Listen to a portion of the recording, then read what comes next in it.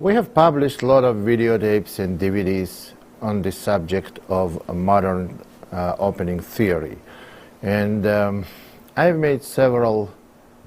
I've made a lot of material on opening repertoires for white and for black, well-known material with some of my contribution into the theory and my views on it in my recommendations. What we want to do now, we want to introduce you to the way of working on your opening repertoire and how can you explore new openings and how you can input there your own corrections.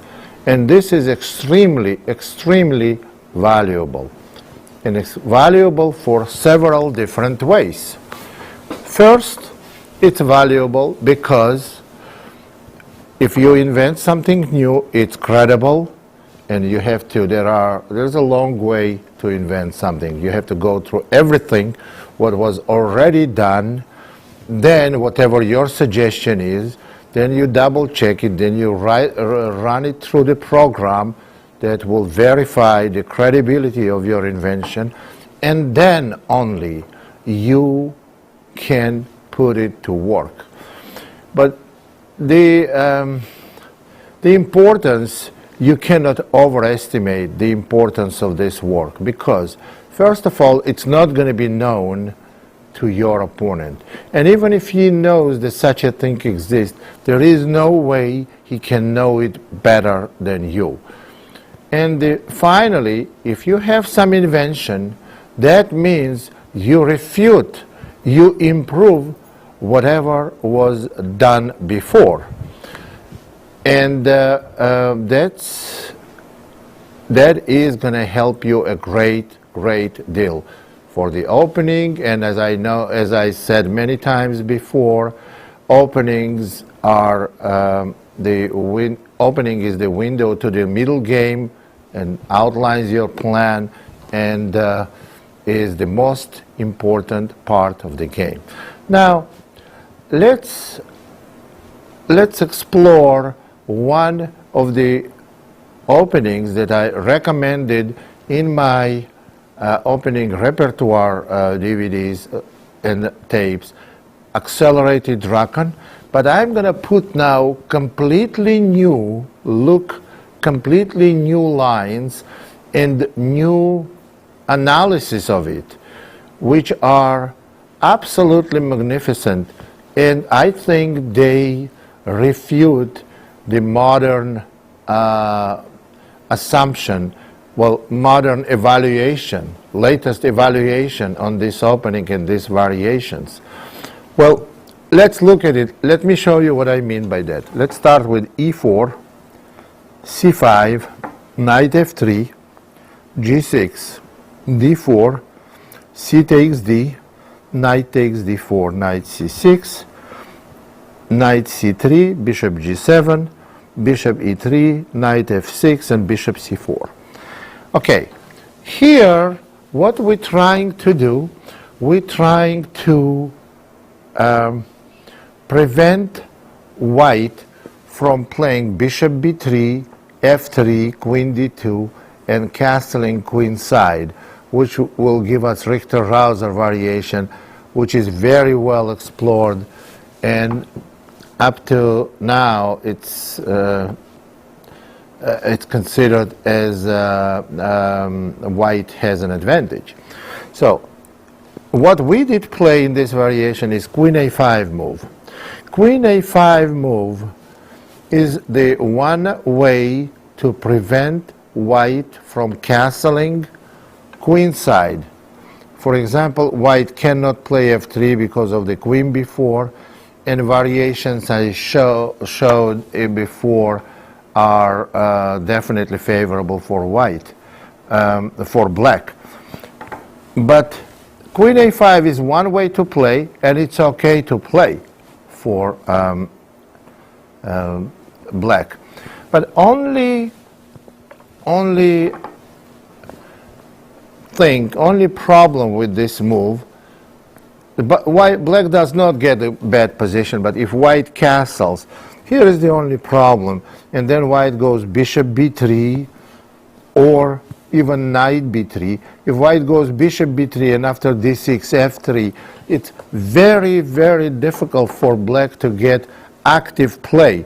So, which does not mean white has something real dangerous attack coming or something, but this is position that is balanced position, but it's very hard to make constructive plan for black as for white. Now, isn't it, it's okay to play again. I'm just saying that this is okay to play. I do for black, but what I want to do now, I want to go through the variation that is in the theory for many, many, many years was regarded as not satisfactory for black. Well, this is castle, and here white, we know white wants to castle queen side, and therefore they have to play queen d2 castling. But queen d2 right away, they will run into knight g4, so they have to prepare it. They cannot play f3 right away. f3 is bad move because of the queen b6, and black has a double threat of queen takes b2, winning a pawn, and knight takes e4, winning a pawn. White does not have good way to play against it. So the correct move order for white, if they want to castle queenside, is bishop b3. And now the modern theory suggests d6, f3, and then white plays queen d2 and castles long. But what we want to do, we'll play a5. Now this is very interesting move. Black wants to start active play in the center and blow up white center before white arranges castling queen side. A5 is very strong move and very interesting move that was unjustly turned down as a credible variation. It was not, does not have good reputation. However, I think it's not right. Well, after a5, this move was very well analyzed by one of my students, Eugene Perelstein, an international master, a very strong player.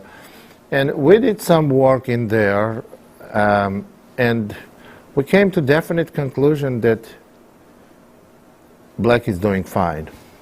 After a5, there is makes no sense for white to play a4, because that's what black wants. Black wants to get the b4 square for knight. Then black is going to go d5 anyway, and we're going to get variations very close to the ones we will look just in a second.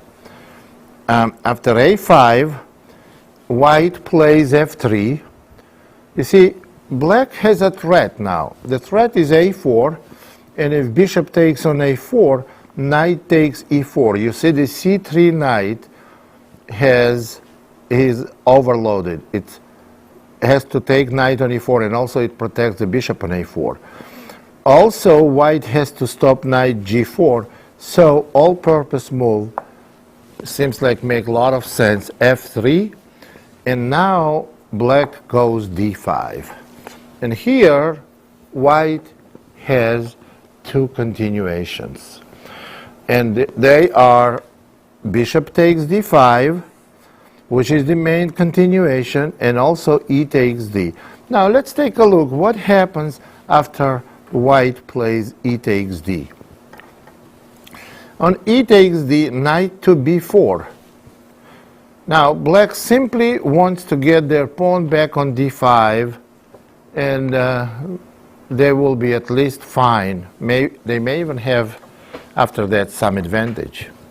So knight d to e2.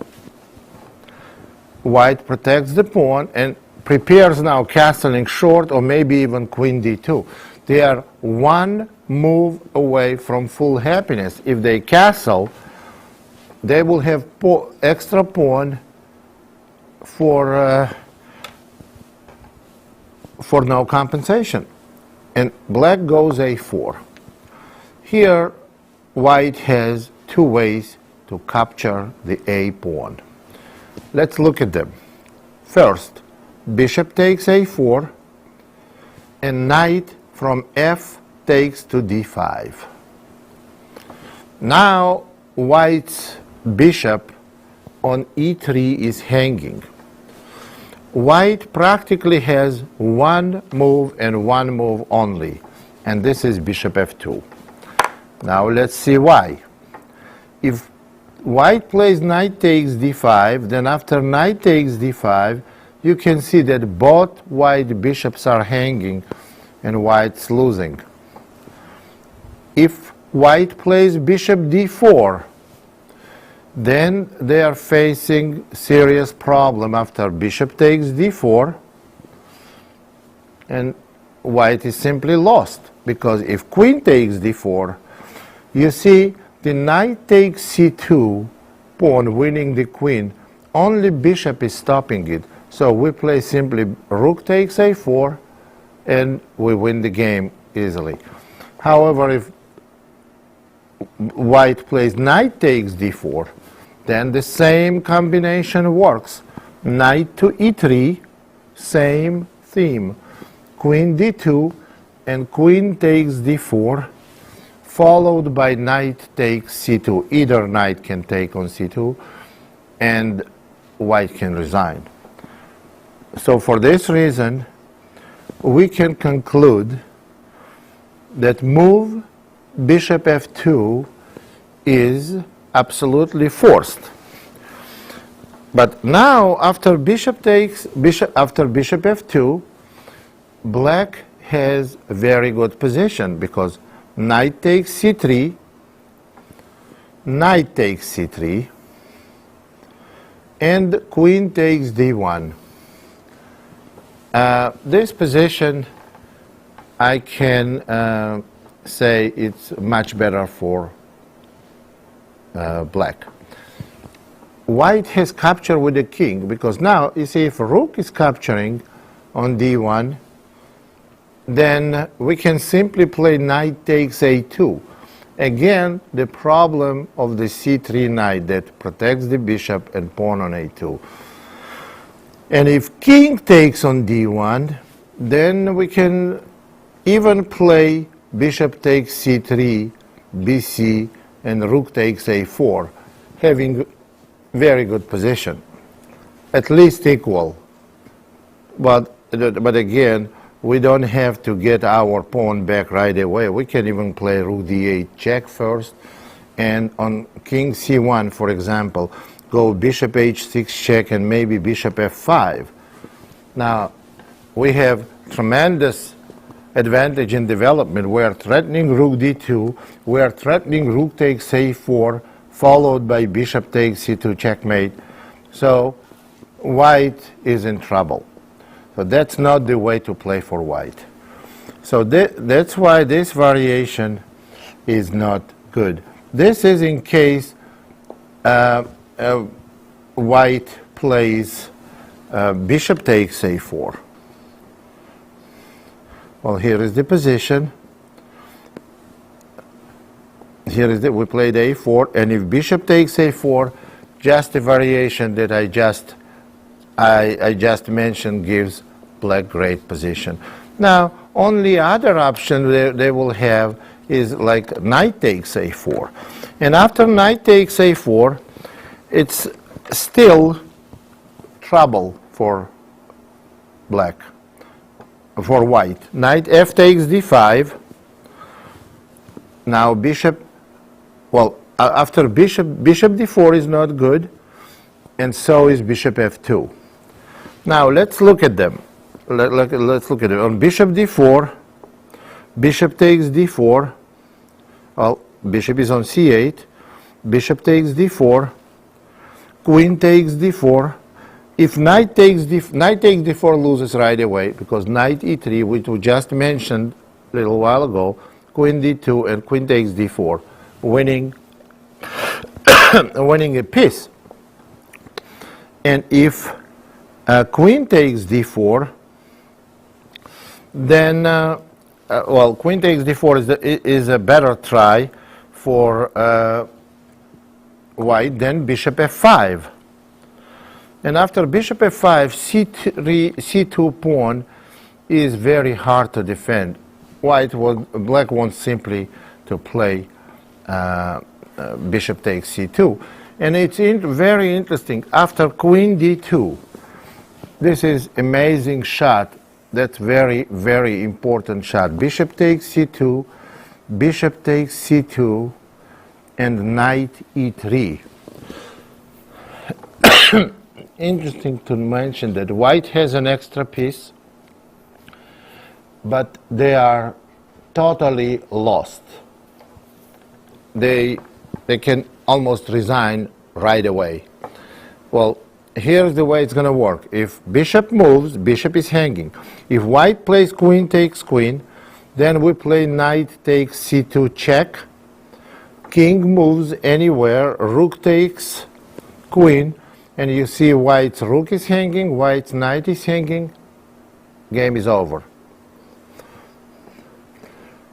On the other hand, black is threatening knight takes c2 with an instant win. And if bishop goes to b3, then knight d3 is an absolute killer. It's very interesting and beautiful position where two knights are checkmating white's king. And white is forced to take the knight, and queen takes queen, decisive material advantage, also unacceptable for white. And this is actually a spectacular position and very effective position where white has extra material, extra bishop, and just two knights absolutely demolishing white's position. White is totally lost. Now, those are interesting variations. They're just beginning of reinstating the reputation of the A5 variation. Here is the A5. Here is the position where this A5 variation starts. A5 variation starts. And as I mentioned, F3 is the best move in this position. It practically only move that makes sense. And now after D5, we just mentioned pawn takes pawn. Now, bishop takes pawn is the second way to play. There we are in a critical position after D5. And now we're just going to look at continuation bishop takes d5. Then black must play knight takes d5. And two continuations for white. E takes d and knight takes d5. Let's look at them. After knight takes d5, black has very strong move f5. Now let's talk about this position. This position, white wants to castle into moves. White has an extra pawn. Black's idea is to open the position as soon as possible to maintain some initiative before white consolidates. And there are several ways white can play this position. Well, first let's look at c3. If white plays c3, then simply f takes e. And now if white plays f takes e, well, knight takes c6, I gotta tell you right away that is not gonna do anything for white because black plays bc, knight to b6, rook to b8, and if queen takes d8, rook takes d8. And white gets their extra pawn, but after bishop a6, you see knight is a little bit cut off, and next move bishop d3. I think black is significantly better. So this variation does not give white any advantage. So after f5 and c3, black plays f takes e. This is position. F takes e, and simply e6. Now when white goes knight f4, if nothing else, black can easily equalize at least after knight takes d4, pawn takes d4, and simply bishop takes d4. You can tell that after black recaptures the knight on f4, queen takes d4, queen takes d4, bishop takes d4, and rook takes f4, white has nothing, or maybe even less than nothing. Maybe black has something here. Well, this is very satisfactory position for white. And what else can black do? What else can white do? There is one other thing white can do in this position after knight takes d5, f5, to play immediately knight takes c6, bc, and knight b6. But then again, I don't think we have any problem if we go rook b8. After f5, knight rook b8, now b2 pawn is hanging, and black has enough play. I think black is at least okay here.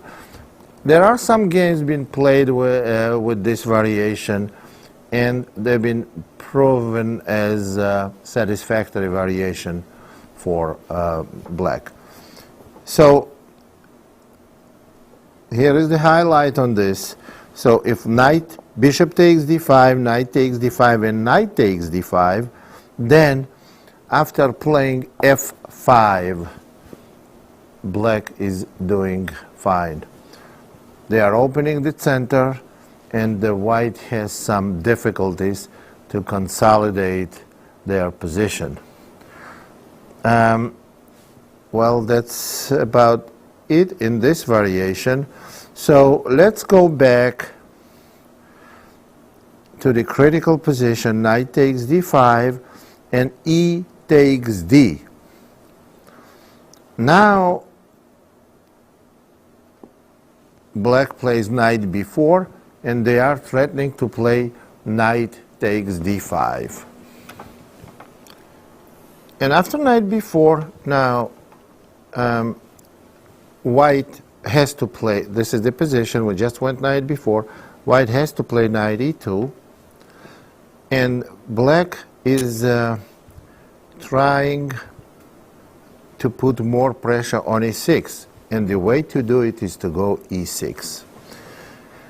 Now white has choices. They have to make up their mind whether they want to hang on to an extra pawn by taking on e6, or they want to give up an extra pawn and play a3. Black is okay in both cases. Well, let's look at it. If white plays d takes e, then after bishop takes e6, and obviously they cannot keep an extra pawn if they castle, because black is going to play queen takes d1 followed by knight takes c2. So in order to keep an extra pawn, white has to play a3, and then after knight to d5, knight takes d5, bishop takes d5. You see now b2 pawn is hanging, and white makes an attempt to maintain an extra pawn. That's what they go there for. Bishop d4, but they never make it to the castling, because now we go rook to e8, and when white plays bishop takes g7, after bishop c4, they are facing very serious problems. Well, after queen takes d8, rook takes d8, you see that two minor pieces are hanging, and if rook comes on e2 with the check, white is going to be totally lost. And if they castle, then king takes g7, and you see the knight on e2 is pinned. White is in trouble. So maintaining an extra pawn in the critical position we just looked after black played e6 is not possible. So there we go with this position. They cannot maintain an extra pawn, and we just played e6. So what white should do is they should play a3, knight takes d5, knight takes d5, ed, and bishop d4. Now, how do we play this position for black? And are we doing okay? Yes, we are. We definitely don't want to exchange dark square bishops. We have to play bishop h6. And after white castles, we go rook e8. Black has active two bishops, which totally compensates white's their weak pawn on d5 and white's outpost on d4. Knight on e2 doesn't have good future.